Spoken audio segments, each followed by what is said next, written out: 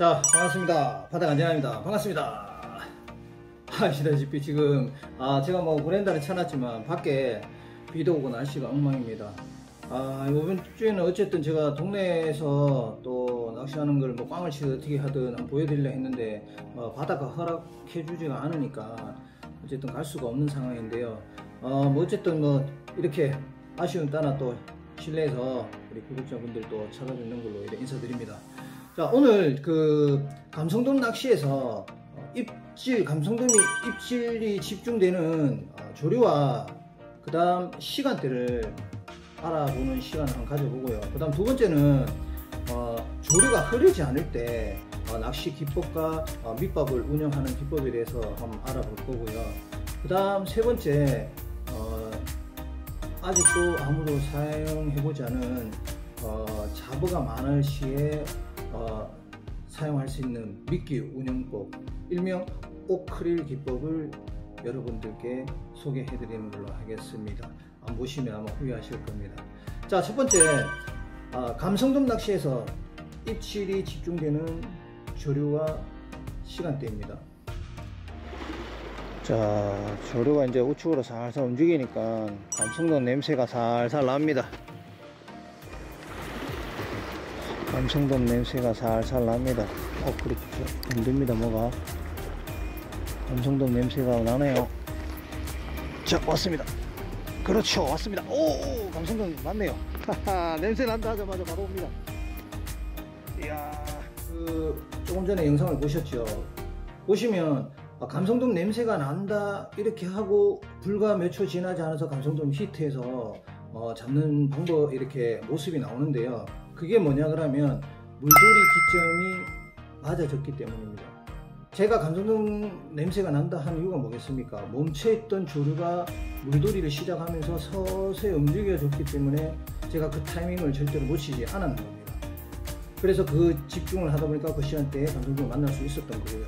자, 여기에서 하나다가 플러스 되면 금성첨화가 될 수 있습니다. 그게 뭐냐면 새벽 시간대입니다. 통상 겨울 시점을 해서 7시부터 아침 7시부터 9시 사이, 그 사이에 물돌이 기점이 이루어진다 그러면 최고의 감성돔 낚시에서 좋은 패턴이 되지 않겠나, 저는 이렇게 생각해 봅니다. 물돌이 기점이라면 뭐였습니까? 빠르던 조류가 서서히 느려지는 시점, 그 다음 멈춰있던 조류가 시작되는 시점, 앞뒤 1시간씩, 한 2시간 정도 될 겁니다. 보통 짧을 때 한 30분 정도 이루어지는데 한 2시간 정도가 최고의 피크 타임이죠. 감성돔 낚시에서는 피크 타임이고, 그 피크 타임에 새벽 시간대가 7시부터 9시간대가 만나진다 그러면 최고의 감성돔을 잡을 수 있는 좋은 여건이 이루어진다고 보셔도 됩니다. 물론 조류가 약간 이렇게 세물, 네물 기점을 한 11물, 12물 기점이 되면 하루 종일 많이 가는 경우도 있습니다. 그때는 통상 낚시를 해보면 종일, 하루 종일 땀 흘리지만 입질이 들어오는 경우가 있습니다. 그런 경우는 솔직히 조금 만나기가 힘들어요. 만나기 힘든데 또 그런 날만 보고 출조를 할 수는 없지 않습니까? 그렇죠. 그렇다 보니까 내가 주어진 시간대에 그 기점을 집중을 해야 되는 시간이 그렇게 되는 겁니다. 그 다음 조류가 흐르지 않을 때 감성돔을 만날 수 있는 낚시 기법과 밑밥 운영이 있는데요. 지금 조류의 흐름이 지금 살짝 이제 들물로, 이제 거의 남물로 다 돼서 들물로 좀 있으면 바뀔 건데요. 조류의 흐름이 거의 없습니다. 그래서 지금 평균 수심보다 조금 더 줘서 발 앞에 지금 수심이 한 8m, 9m, 그 다음 조금 떨어져 한 20m 떨어지면 한 12m까지 11m, 12m까지 떨어지는데요. 그 이상은 송어다 같은 경우에는 뭐 공략할 필요 없습니다. 그 안쪽으로 이렇게 공략을 할 건데, 지금 어쨌든 조류가 안 가기 때문에 제가 조금 뒤로 한 30m 쳐서 수심을 좀 줘서 이렇게 12m까지 좀 줘서 바닥을 탁탁탁 짚고 지금 들어오면서 낚시를 하고 있습니다. 특히 조류가 흐르지 않을 때 내만이나 분수구역이나 홈통 지역이나 이런 곳에서는 조류가 전혀 하루 종일 말뚝인 경우가 상당히 많습니다. 그러면 조류가 움직일 때까지 기다리실 겁니까? 낚시를 안 하고 조류가 가라, 조류가 가라, 조류가 움직여라. 아니죠. 그렇죠.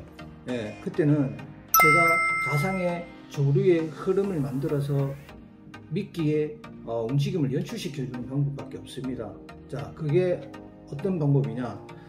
제가 낚시할 곳에 예를 들어서 수심이 10m다. 그리고 내가 공략할 지점이 10m다 전방. 그렇게 했을 때는 제가 공략할 수심에 플러스 한 5m, 크게는 5m죠. 작게는 한 3m 정도 더 줍니다. 그러니까 예를 들어서 한 13m를 줍니다. 수심 10m밖에 안 되지만 13m를 주고 공략할 지점이 10m 같으면 배 이상의 거리를 투척을 합니다. 25m 정도. 예, 투척을 해서 배 이상의 거리를 투척해서 안착을 시켜서 1m 간격으로 서서히 끌어당기면서 찍어서 들어오는 겁니다. 25m 같으면 한 20m에서 안착이 되겠죠. 그러면 19m, 18m, 17m, 16m, 15m, 1m 간격으로 자 계속 뒤쪽 견제를 해주면서 서서히 배 앞으로 끌어들이는 겁니다. 가상의 미끼 연출을 1m씩 이렇게 만들어내는 겁니다. 계속. 그렇게 만들어내다 보면 주위에 머물고 있던 감성돔들이 미끼를 보고 어떻게 꼬드 껴서 물 수도 있는 확률이 조금이나마 높아진다는 겁니다. 이때 중요한 게 뭐냐면 밑밥 운영도 상당히 잘 하셔야 됩니다. 밑밥 운영을 하실 때 보면 수평으로 절대 밑밥 운영을 해서는 안 됩니다. 수평이라는 것은 이제 제가 수평으로 낚싯줄을 어떤 멀리 쳐서 끌어들으면서 찍을 수는 없습니다. 그러나 수직으로 찍을 수 있습니다. 조류가 가지 않을 때는. 그 밑밥 운영도 수평이 아닌 수직으로 밑밥 운영을 해야 됩니다. 10m 기점에서 15m 사이에 밑밥을 한 평소보다 조금 더 넉넉하게 한 3, 4손가락씩 계속 이렇게 수직으로 떠져 있습니다. 그래서 제가 그 이상의 투척을 해서 들어오면서 1m로 밑밥 띠 위를 계속 이렇게 끌고 들어오는 겁니다. 1m씩 찍어가면서 이렇게. 네, 그렇게 하면 감성돔 낚시에서 감성돔 만날 수 있는 조류가 안 갈 때 만날 수 있는 확률이 조금이나마 높아집니다. 물론 조류가 흐르기 시작했을 때보다는 확률이 떨어지겠지만 그나마 조류가 움직이지 않을 때는 제로였다 그러면 멀리 투척해서 끌어들이면서 가상의 미끼에 연출을 시켜주다 보면 감성돔이 털커드가 걸릴 확률이 조금 더 높다는 겁니다. 예, 그렇게 낚시 기법을 찾아가면 되고요.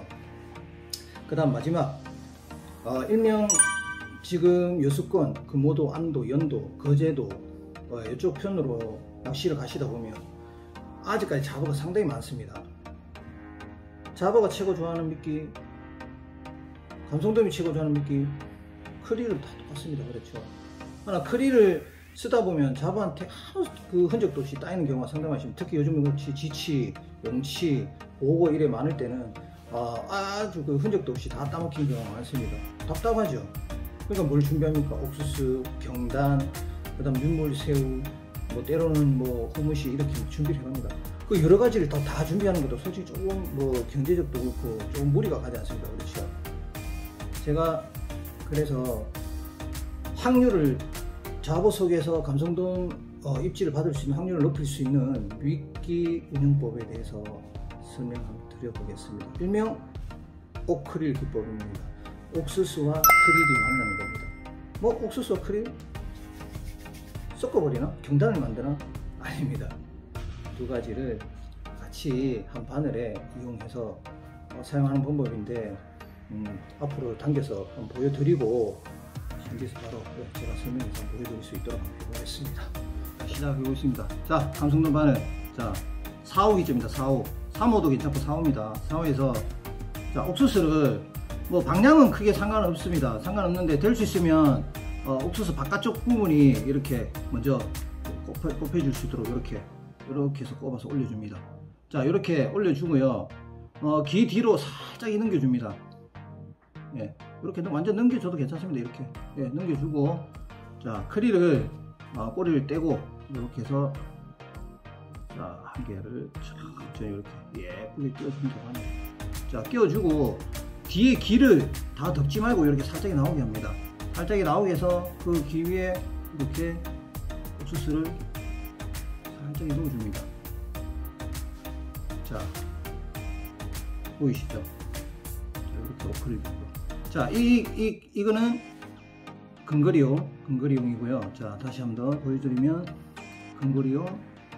자, 머리를 떼고 똑같이 옥수수를 끼워서 자, 이번에는 등깨기로 천천히 예쁘게 끼워줍니다.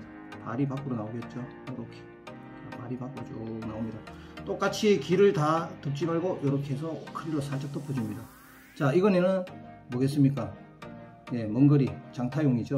거꾸로 끼우면 새우가 아무래도 단단하게 오래 껍질 쪽에 되어 있기 때문에 오래 근거리용, 이거는 장거리용.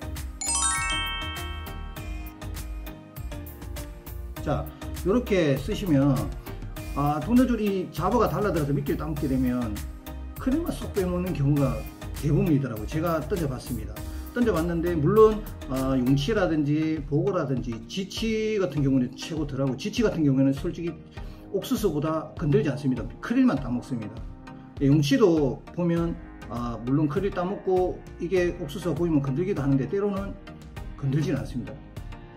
잡어가 달라들었다고 가정했을 때 어떻게 되냐면 제가 항상 수거를 해보면 크릴만 따먹고 옥수수가 이 정도 이렇게 항상 걸쳐져 있습니다. 이렇게 이런 식으로 이렇게 걸쳐져 수거해보면 이렇게 걸린 경우가 많거든요.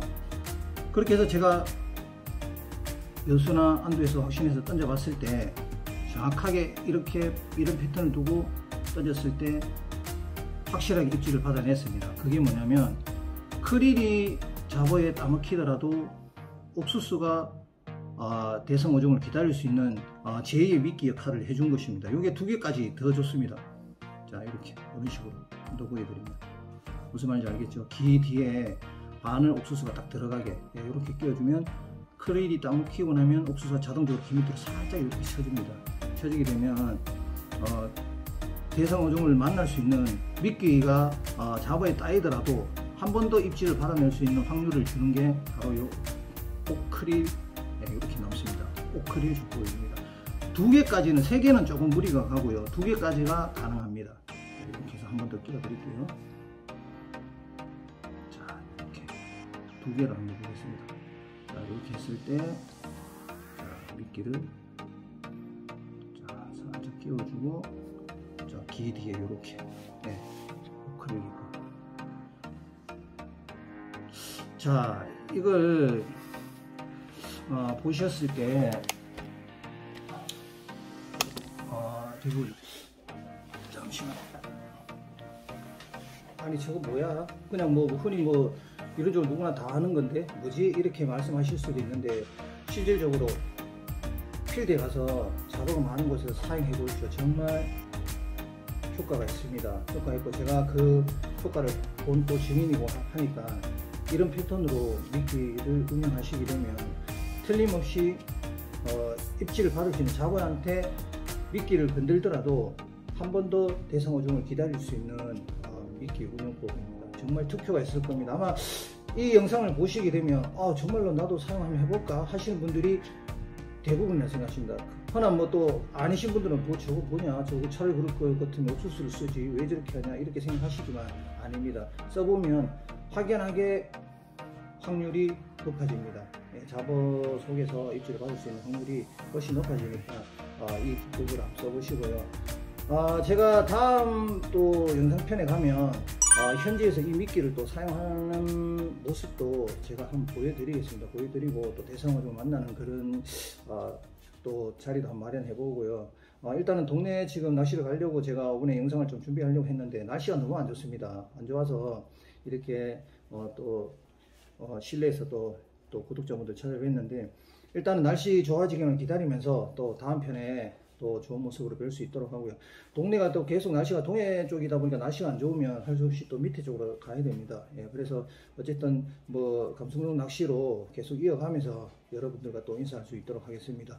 자, 감성동 낚시 이제 날씨가 많이 추워지니까 항상 따뜻하게 입으시고 건강 유의하시고 뭐든지 어쨌든 건강이 최우선입니다. 항상 건강한 모습으로 다음에 또 뵐 수 있도록 하겠습니다. 자, 여기까지 하겠습니다.